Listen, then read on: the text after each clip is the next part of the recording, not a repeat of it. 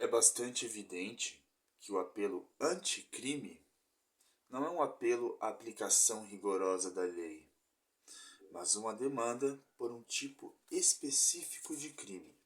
Mas antes, a função desse tipo de fala é antes desumanizar uma parcela da juventude a ponto de tornar esses jovens matáveis.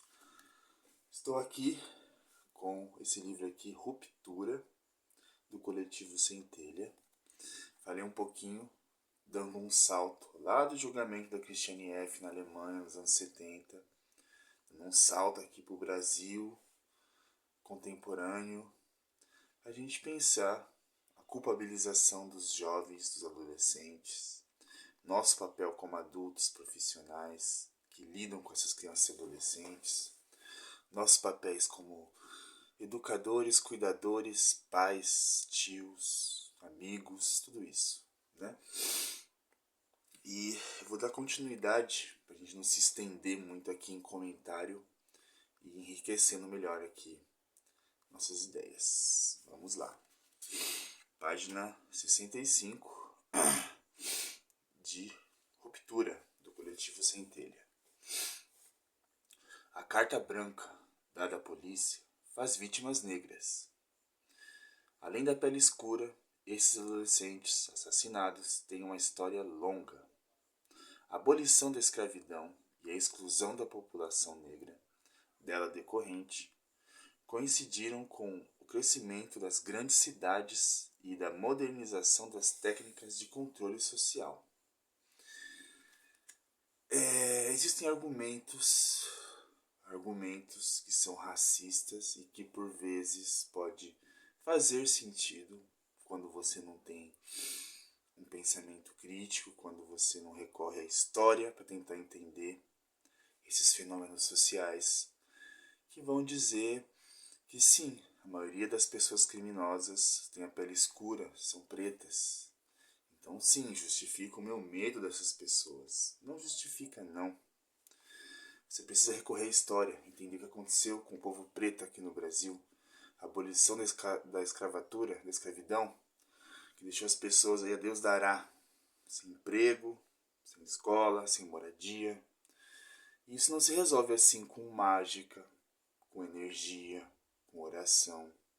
Isso se resolve com justiça social. E a gente ainda está muito, muito longe disso, né? Por isso as lutas são necessárias. Nesse contexto, o combate à delinquência juvenil se tornou um princípio de orientação das políticas públicas. E seu principal alvo era a população jovem e negra. Veja que covardia, né? A gente tem todo um sistema aí que sustenta essa desigualdade, que possibilita essas violências, e a gente tem como alvo principal, como diz aqui, né, a população jovem e preta. É conveniente para um sistema capitalista, neoliberal e racista, né? E isso mobiliza a opinião pública. A gente tem como ferramenta, como serviçais desse poder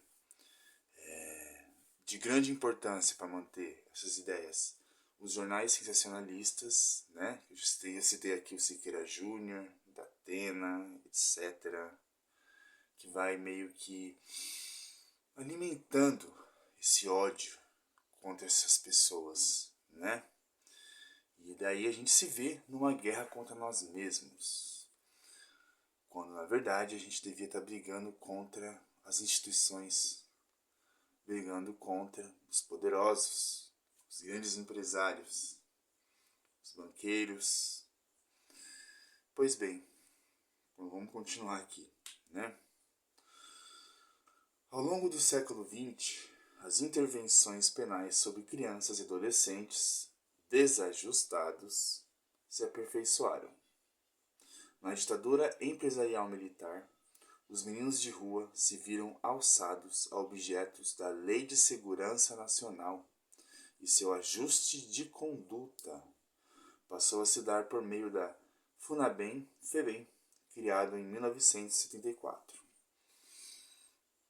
que desajustados, né? Como se o problema desses jovens, dessas crianças, fosse uma não adaptação, um não ajustamento a essas lógicas, quando na verdade a gente vai, se a gente cavar aí mesmo, a gente vai vendo que faltou alimentação, faltou moradia, faltou educação, faltou estrutura, faltou afeto.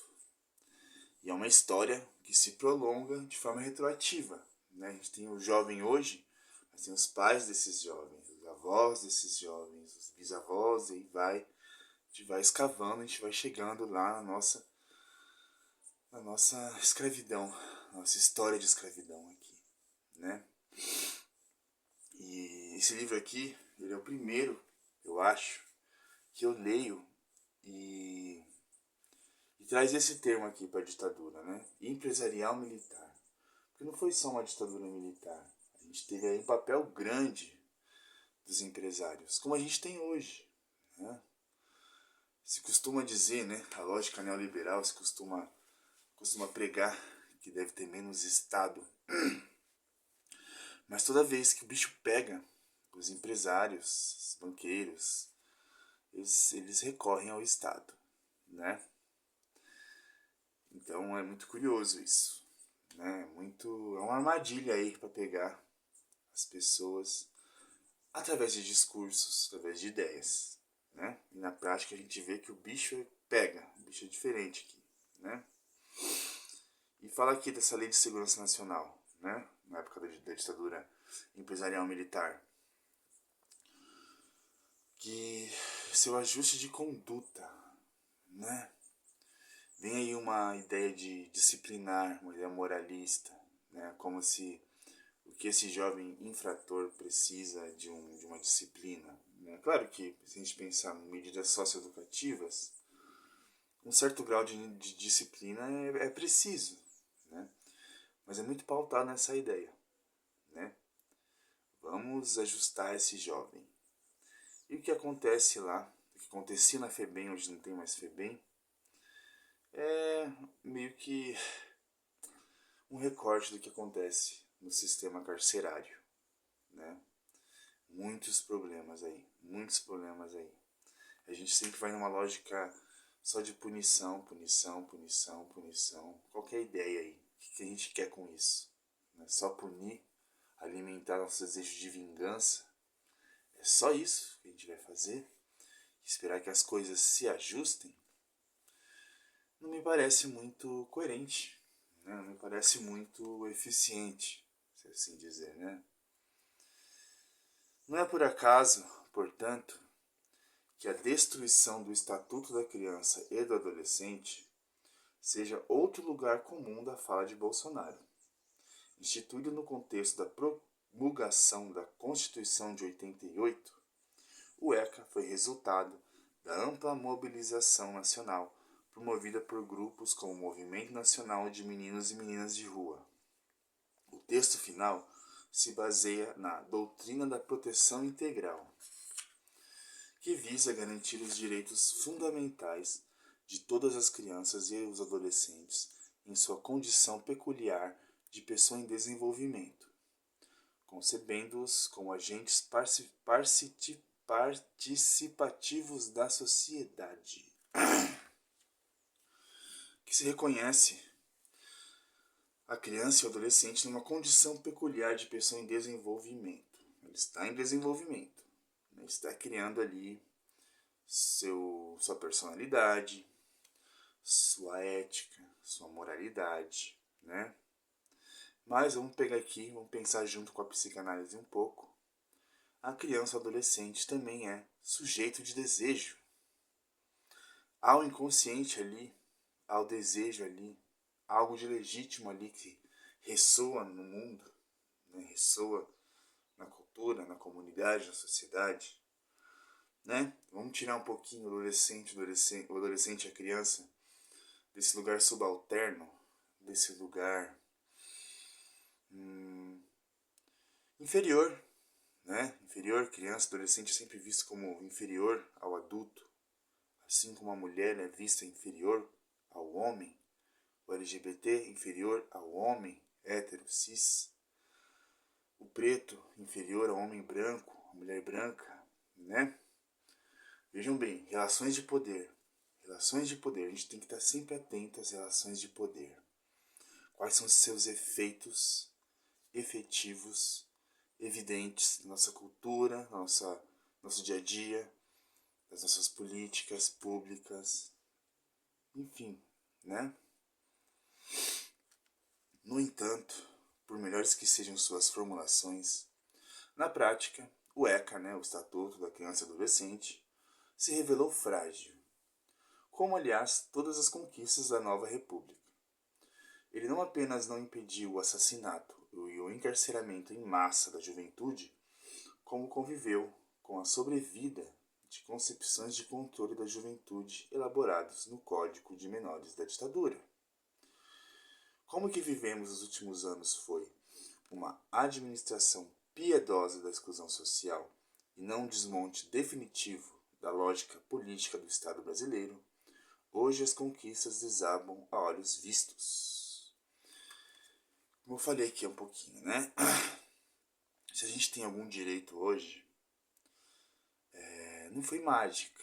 Não foi porque emanaram energia, não foi porque fizeram oração, não foi porque os poderosos falaram, vamos olhar para as pessoas lá de baixo, vamos dar direito para elas. Não. É preciso luta, é preciso brigar. Isso acontece, né? Só que daí a gente vai pensar agora aqui na opinião pública, né, que se divide bastante. Há aquelas pessoas que estão do lado dos opressores. Vamos usar aqui um pouquinho a lógica do Paulo Freire, né? Até os oprimidos que quer se tornar opressor, né? Por isso que a gente vê bastante aí. Os pobres defendendo ricos, mulheres defendendo machistas, pretos defendendo racistas, que mais? LGBT defendendo homofóbicos, transfóbicos, porque há algo que é estrutural. A gente nasce já numa cultura que é racista, que é machista. Então a gente vai ter ideais, pensamentos, lógicas que são machistas e racistas, né? É importante a gente assumir isso. Não é dizer, não, eu não sou racista, eu não sou machista. Será que não? Será que não? Se pega aí no seu discurso, né? Se pega aí no seu dia a dia, na prática. Você costuma escutar uma mulher quando ela está dizendo do seu sofrimento enquanto mulher, você escuta, você vai dizer, isso é mimimi, é histérica, é louca, porque geralmente é isso, né? Você escuta um preto quando fala da sua experiência enquanto pessoa preta vivenciando racismo, você fica, não, isso daí é bobagem, hoje em dia tudo é racismo, porque hoje não pode chamar as pessoas de negão. Olha só a preocupação, né? Olha só a preocupação da pessoa, né? Em vez de escutar aquele que está dizendo do seu sofrimento, da sua situação, da sua condição dentro de uma estrutura. Prestem atenção. Prestem atenção porque a gente está inserido nessa cultura e esse é um processo de desconstrução, vamos dizer assim. Eu não gosto muito dessa palavra, mas ela cabe aqui. A gente tem que ir desconstruindo, desfazendo essas lógicas, mas isso parte muito também de um incômodo subjetivo, de um incômodo individual, de um incômodo coletivo, né? Um mal-estar. Você sente esse mal-estar? Te incomoda? Preste atenção ao seu redor, as pessoas com quem você convive, a você mesmo, né? Você mesma. Pois é, né? Mas sigamos a outra ponta desse novelo.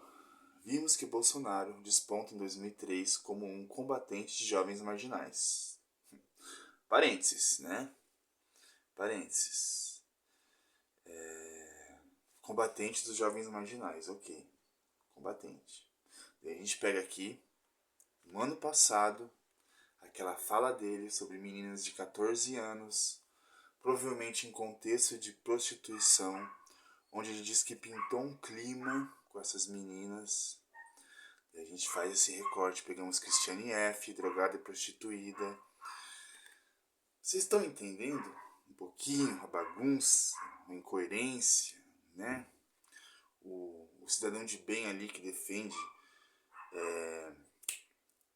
a diminuição da maioridade penal, que vai colocar o jovem infrator como perigoso. Lógico, ele vai olhar para uma menina de 14 anos, em contexto de prostituição, que é uma violência, e vai fazer piada com isso. Vai dizer que pintou um clima, né? Um homem ali, um velho, e uma menina, quase uma criança de 14 anos, né? Esse povo se importa mesmo com as crianças e com os adolescentes, como eles dizem se importar? Ou eles querem manter, salvaguardar ali o seu moralismo hipócrita, que envolve, sim, o machismo, o racismo, a LGBTfobia, a pedofilia, né? Vejam bem os discursos, prestem atenção aos discursos, passem a escutar. Eu não sou de dar conselho, né? Olha só, tô dando um conselho. Mas um conselho talvez que eu daria para todo mundo: escutem. Escutem além do que está sendo dito. Mestre dos magos agora, né? Mas é um pouquinho isso, tá? A gente vai trabalhando isso aqui. De maneira paradoxal, sua consolidação como político de expressão nacional virá alguns anos depois, quando aparecerá como um defensor da juventude. Agora sim, né? Em 2011, o capitão reformado ganhou novamente os holofotes ao denunciar o programa Escola Sem Homofobia, apelidado por ele de kit gay. Ao pânico moral aí. O cancelamento do plano de combate à discriminação nas escolas foi sua primeira vitória política relevante. Lembrando aqui que essa história de kit gay nada mais é do que uma notícia falsa. Não existia kit gay coisa nenhuma. Segundo suas próprias palavras em 2017. Vamos lá, vamos ver o que esse homem vai falar. O kit gay foi uma captura para minha carreira política. Catapulta. O kit gay foi uma catapulta para minha carreira política. De fato, 3 anos depois da guerra contra o programa Escola Sem Homofobia, Bolsonaro foi o mais votado nas eleições legislativas, quadruplicando o número de votos que havia recebido em 2010. Saltou de 120.646 para 464.572 votos. Veja bem. Muita coisa, muita coisa. Ele vai ganhando aí status, vai ganhando poder a partir da homofobia. Vejam só, da transfobia.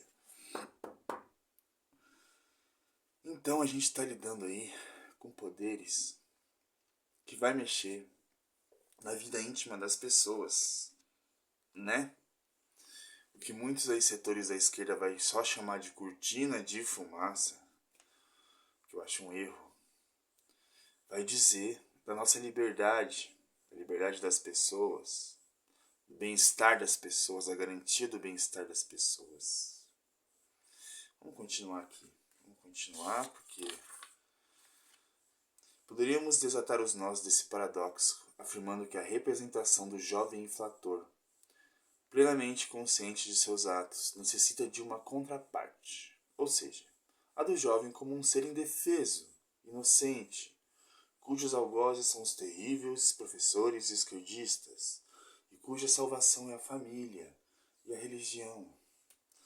Exageradamente infantilizado, esse adolescente é imaginado como desprovido de defesas intelectuais diante da lavagem cerebral a que é submetido em sala de aula. É a vítima por excelência, em oposição ao menor marginal, impiedoso e sanguinário. É essa a figura que sustenta o discurso do Escola Sem Partido. Puta desgraça. A leitura do projeto de lei do Senado número 193/2016, de autoria de Magno Malta, deixa isso bastante claro. No texto, os alunos são descritos como audiência cativa, da qual o professor se aproveita para manipular, explorar politicamente, transformar em réplicas ideológicas de si mesmos. Tá tal representação da aprendizagem se opõe à perspectiva teórica de um dos principais símbolos do lixo a ser extirpado nas escolas, Paulo Freire. Olha só, segundo a lógica desse povo aqui, Bolsonaro, Magno Malta, essa galera aí, Paulo Freire é um lixo a ser extirpado das escolas. Paulo Freire, o cara aí que alfabetizou não sei quantas pessoas no programa aí, como se diz? Extraordinário, vamos dizer, né? Num programa de alfabetização ímpar, né? Que não se viu igual aí ao redor do mundo, que vai trazer uma ideia de aprendizagem, de educação revolucionária, é visto como um lixo a ser extirpado da escola. E é interessante aqui a gente pontuar bem essa contradição, né, que ora o adolescente ele é super responsável por seus atos, o assassino perigoso, aquele que deve ser preso igual bandido grande, né, igual gente grande. De repente ele se torna um ser indefeso, manipulável, né, que vai estar na sala de aula exposto, vulnerável à manipulação de seu professor esquerdista. A gente está lidando aí com pânico moral. A gente está lidando aí com uma manipulação que não vem dos professores esquerdistas, mas vem dos poderosos, do que estão mais próximos da lei, do poder. É um assunto muito denso, muito longo. Eu não sei nem mais para onde eu estou indo, sabe? Que esse tipo de leitura me mobiliza bastante, porque, poxa, é nossa vida, né? É nossa cultura. O que a gente está fazendo com ela? O convite aqui é sempre o pensamento crítico, né? Não sei se sou pretensioso de querer isso, mas é o que eu quero, que as pessoas saiam de ideias reduzidas, que saiam de Magno Malta, de Bolsonaro, e venham aqui a Paulo Freire, Centelha, Freud, Lacan, Nietzsche. Vamos pensar com essas pessoas aqui. Não com Magno Malta, Bolsonaro, sabe? Isso não quer dizer que eu quero... Olha só, parece que eu tô fazendo o que estão dizendo aqui, né? Manipular, puxar para um lado político. Antes de pensar o lado político, vamos pensar o lado humano. Como eu falei no outro vídeo aqui, eu sou humanista. Não sei dizer se eu sou esquerdista, se eu sou da esquerda, se eu sou anarquista. Estou próximo disso. Digo isso sem vergonha. Sem vergonha nenhuma. Mas antes disso, a gente está falando de humanidade, né? A frase que está aí no YouTube, na minha página, resume bem. Aqui eu estou em defesa da complexidade humana. Não é trazer o humano e transformar ele numa coisa ridícula, uma coisa simplista. É abrir, é ampliar. E fica aí o convite para todos vocês, todas vocês. Se você assistiu até aqui, aliás, estou fazendo vídeos mais longos, porque o Instagram ele não está aceitando mais vídeos longos. O Instagram aceitava no máximo 15 minutos. E o YouTube não. Posso fazer até 30 minutos. Então estou aproveitando para fazer vídeos um pouquinho mais extensos. E eu quero agradecer. Surgiu 2 novos inscritos ou inscritas, não sei. Não apareceu lá. Só apareceu lá que 2 a mais, né? Sejam bem-vindos, bem-vindas. Espero que seja útil esse espaço aqui para vocês. E eu não preciso ficar dizendo, né? Que se vocês quiserem comentar, curtir, se inscrever, fiquem à vontade. Vocês estão usando a internet há um tempo já, eu acho, né? Já dá para saber que funciona assim. Então, até a próxima.